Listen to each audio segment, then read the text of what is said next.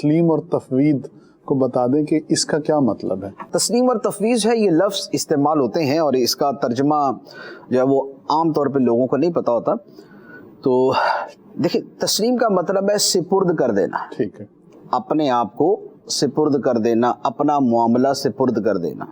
اور تفویض بھی اسی تسلیم ہی کے معنی میں ہے، یعنی یوں کہہ لیں کہ یہ دونوں مترادف لفظ ہیں.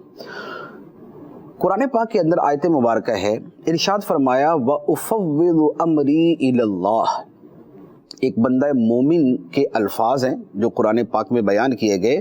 وہ بندہ مومن کیا کہتا ہے؟ وَأُفَوِّضُ أَمْرِي إِلَى اللَّهِ، میں اپنا معاملہ اللہ کے حوالے کرتا ہوں. سبحان اللہ. تو اللہ کے حوالے معاملہ کرنے کا مطلب یہ ہوتا ہے کہ بندہ یہ کہتا ہے کہ میں نے اپنی مرضی کو خدا کی مرضی کے سپرد کر دیا، اللہ اللہ، میں نے اپنی چاہت کو خدا کی چاہت کے تابع کر دیا، سبحان اللہ، میں نے اپنا معاملہ اللہ کے حوالے کر دیا، وہ جو چاہے کرے، ٹھیک، اور جو وہ فیصلہ کرے گا میں اس کے اوپر راضی رہوں، سبحان اللہ، سبحان اللہ. میں اس کے اوپر راضی رہوں گا. تو تسلیم و تفویض یہ ہوتی ہے.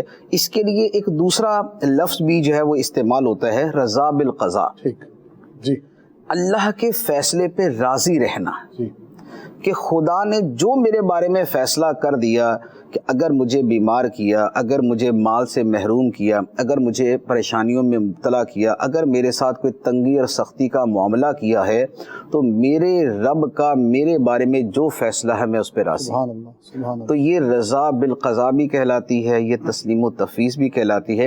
اور یہ شے اعلیٰ درجے کے اوصاف ایمان میں سے ہے اور علامات توحید میں سے ہے. سبحان اللہ. یہ توکل کا یوں کہہ لیں کہ آخری مرتبہ بنتا ہے، اور دوسری طرف ایمان کا اعلیٰ مقام بنتا ہے.